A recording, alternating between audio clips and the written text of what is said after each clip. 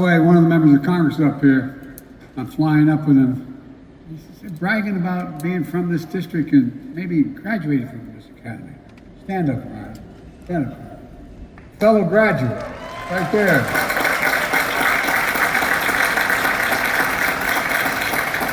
Faculty, staff, soldiers, officers, family, and friends, most of all, West Point class of 2024.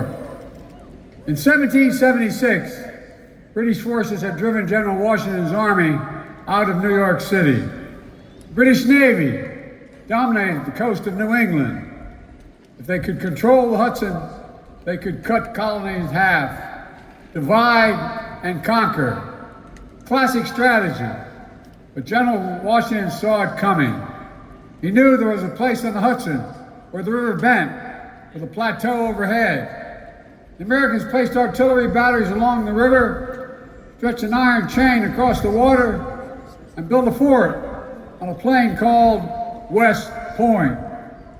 West Point, George Washington said.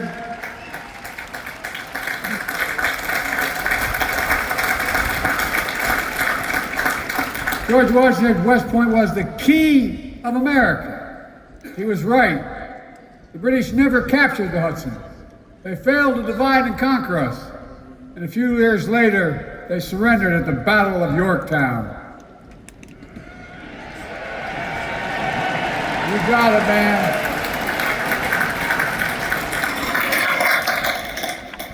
Most powerful empire in the world defeated by an army of ordinary people, driven by the sacred cause of freedom.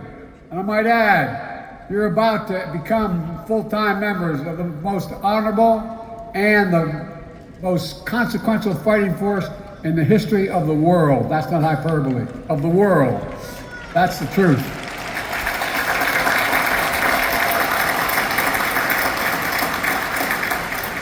Ever since, men and women of West Point have stayed true to this mission. Today, 1,036 graduates of the class of 2024 will join the long gray line that has never failed us and never ever will.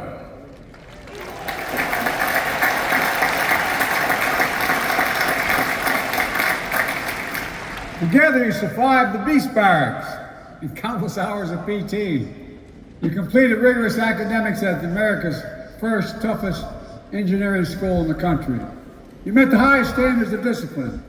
And of course, no one's perfect. Even Ulysses S. Grant and Dwight D. Eisenhower were written up from time to time. You know, I'm not kidding. When there are cadets here at West Point, that sounds familiar to you. Maybe I can help you today. In keeping with a long-standing tradition, as Commander-in-Chief, I absolve all cadets on restriction for minor conduct offenses.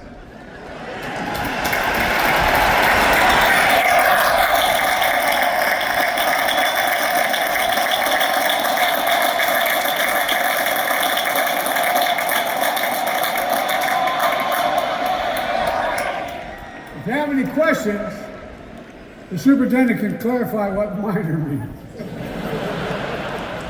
Of course, your time here wasn't all difficult. The class did plenty of celebrating. Every time you beat Navy.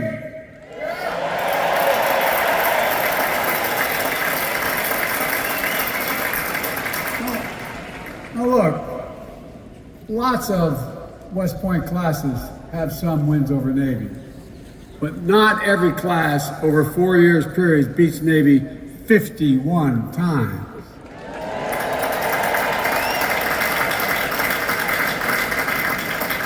As they say in Delaware, you've done good.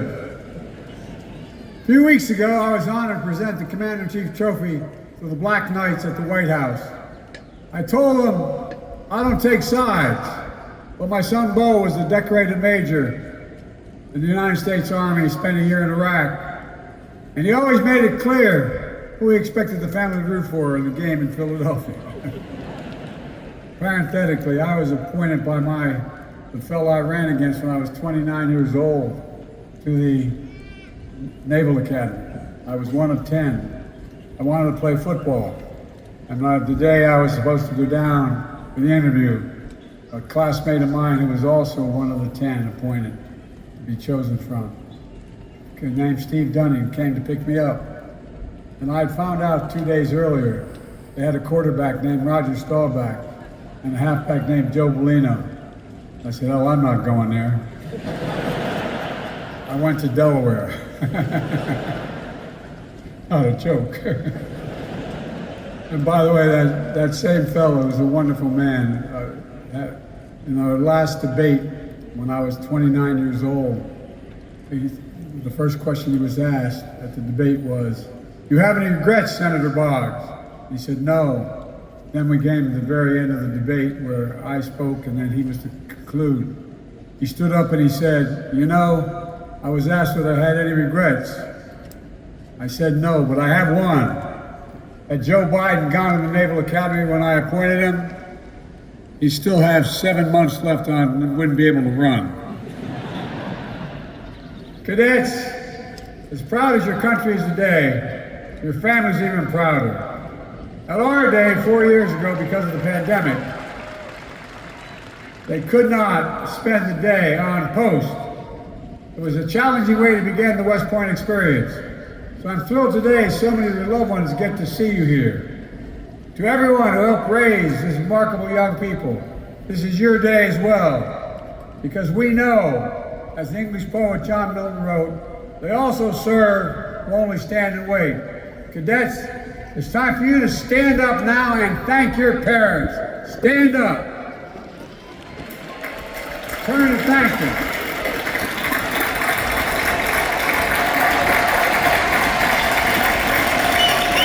You owe them big.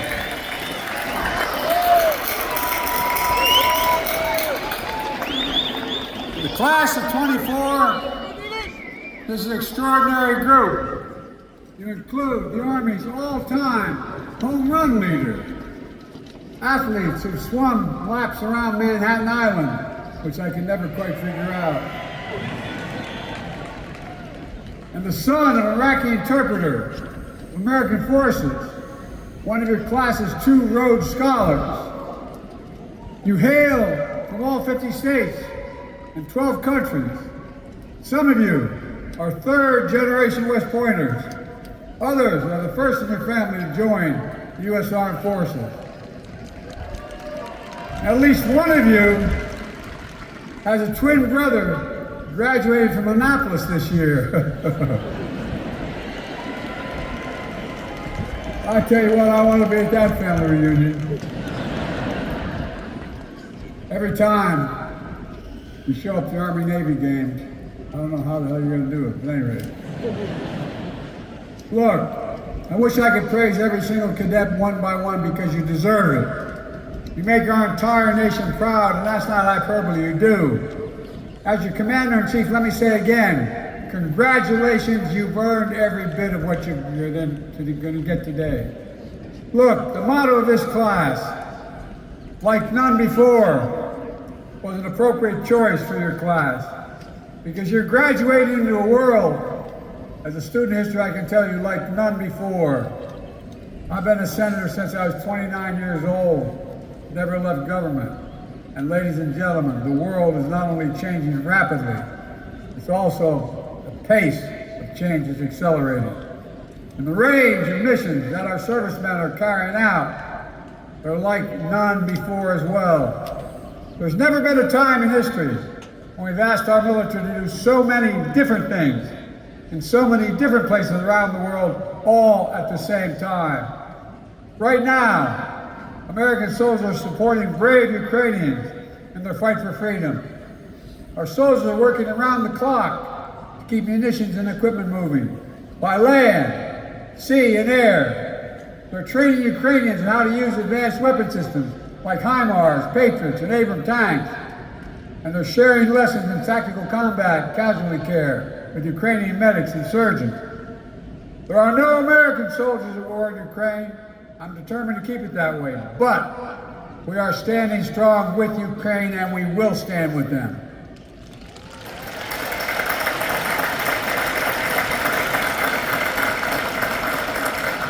We're standing against a man who I've known well for many years, a brutal tyrant. We may not, we will not walk away. Putin was certain that NATO would fracture. I met with him right after being elected president right after I was sworn in. And we talked about this very issue. In the fall, he decided to, look, I shouldn't get into this problem. It gets me a little excited. But Putin was certain that NATO would fracture. I said to him in Switzerland that you want the finalization of Ukraine. You're going to get the finalization, you're going to get the NATOization of Europe. He had a brazen vision, which we stepped up and stopped. Instead, today, the greatest defense alliance in the history of the world, stronger than ever. Finland and Sweden are our newest members, and they're tough. In the Middle East, while we conduct urgent diplomacy to secure immediate ceasefire that brings hostages home, our Army and Navy have deployed a temporary pier on the Mediterranean in record time to increase life-saving aid to the Palestinians. The U.S. Air Force has conducted food drops, delivering tens of thousands of meals to the people of Gaza. In the face of Iran's recent unprecedented attack on Israel, we brought partners together, including Arab nations, to repel the sustained assault. The man running the operation on the ground, General Eric Kurilla, head of U.S. Central Command, West Point, 88. General Kurilla did a superb job. I was in the Situation Room with our national security team. He was on the screen from the region. He knew the attack was coming, but weren't sure precisely when it would begin. Then at 6:34 p.m., the general said to me, "Mr. President, we just got multiple ballistic missile launches from Iran toward Israel." 6 minutes later, he said there are 30 missiles in the air. 4 minutes after that, he said there's 75 missiles in the air. Then he said over 100 missiles in the air. Under incredible pressure, General Kurilla and the Combined Joint Task Force performed exceptionally from sea, air, and bases nearby. Thanks to the 99% of the missiles and drones of Iran never reached their targets because of the quality of our forces. We swiftly ended.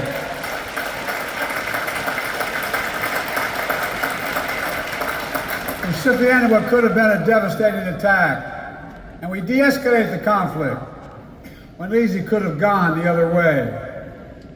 On the other side of the world, in the Indo-Pacific, we deepened our alliances. We created new ones, like AUKUS, our new strategic partnership with Australia and the United Kingdom. For the trilateral cooperation we forged with Japan and the Republic of Korea that no one thought was possible. Two of our allies cooperating on strategic defense thanks to our leadership. We've begun the new trilateral partnership with Japan and the Philippines as well. We elevated the Quad together with Japan, India, and Australia to advance free, open, secure, and prosperous Indo-Pacific. We're standing up for peace and stability across the Taiwan Straits. We depended on our strategic partnership with Vietnam. I wonder if the classes of '74 here today could have imagined that they were sitting where you were at the same time and during Vietnam. The upshot of all this, across vastly different regions and very different challenges, our women and men in uniform are hard at work, strengthening our alliances, because no country has allies like ours, investing in deterrence, so anyone who thinks they can threaten us thinks again, defending our values by standing up to tyrants and safeguarding the peace by protecting freedom and openness. Thanks to the U.S. Armed Forces, we're doing what only America can do. As the indispensable nation, the world's only superpower, and the leading democracy in the world. Never forget, America is the strongest when we lead not only by our example of our power, but by the power of our example. You can clap for that.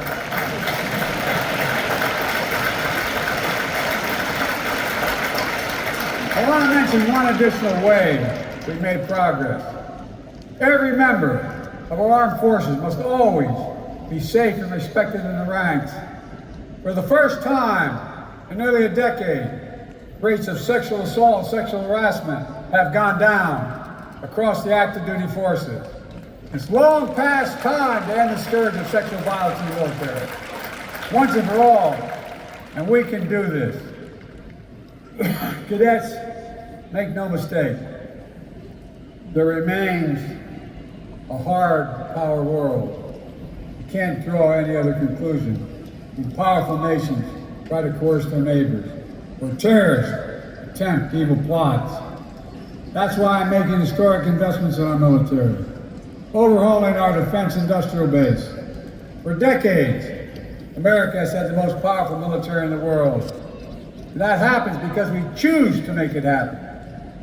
I have always been willing to use force when required to protect our nation, our allies, our core interests.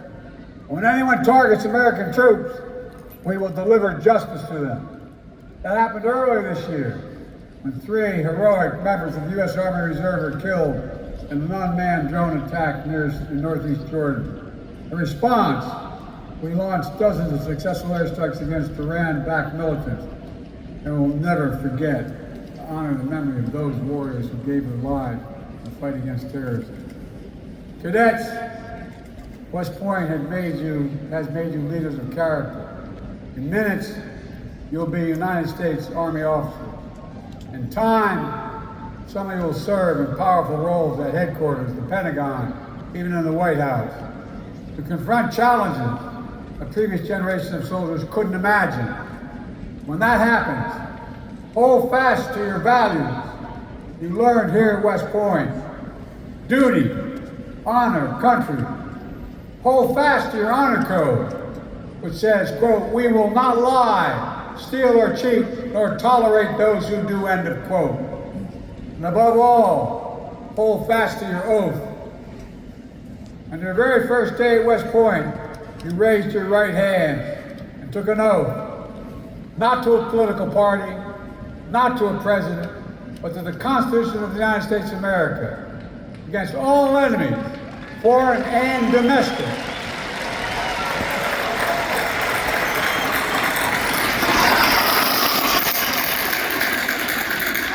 Members of the long gray line have given their lives to that Constitution. They have fought to defend the freedoms that it protects: the right to vote, the right to worship, the right to raise your voice in protest. They have saved and sacrificed to ensure, as President Lincoln said, a government of the people, by the people, and for the people shall not perish from the earth. West Pointers know better than anyone. Freedom is not free. It requires constant vigilance. And from the very beginning, nothing is guaranteed about our democracy in America. Every generation has an obligation to defend it, to protect it, to preserve it, to choose it. Now is your turn. Remember what over 1,000 graduates of West Point wrote to the class of 2020 4 years ago. The oath you've taken here, quote, has no expiration date, they said. Not for you, not for your country. It's important to your nation, now as it ever been. Keep it, honor it, and live it. Cadets, let me close with this. In the early days of our nation, as General Washington said, West Point was the key of America. Today, you're still the key because of your commitment to protect what makes America, America. We're unique in the world. We're the only country in the world founded on an idea. Other countries are founded based on geography, ethnicity, religion, or other attributes. We're the only one founded on an idea, not figuratively, literally. And the idea is we're all created equal, deserve to be treated equally throughout our lives. But ideas need defenders to make them real. That's what you, the class of 2024, are all about. Defenders of freedom, champions of liberty, guardians, and I mean this, guardians of American democracy. And just as this historic institution helped make America free over 2 centuries ago, and just as generations of West Point graduates have kept us free through every challenge and danger, You must keep us free at this time, like none before. I know you can, I know you will, for we are the United States of America, and there's nothing beyond our capacity when we do it together. May God bless you all, and may God protect our troops. Congratulations, class of 2024.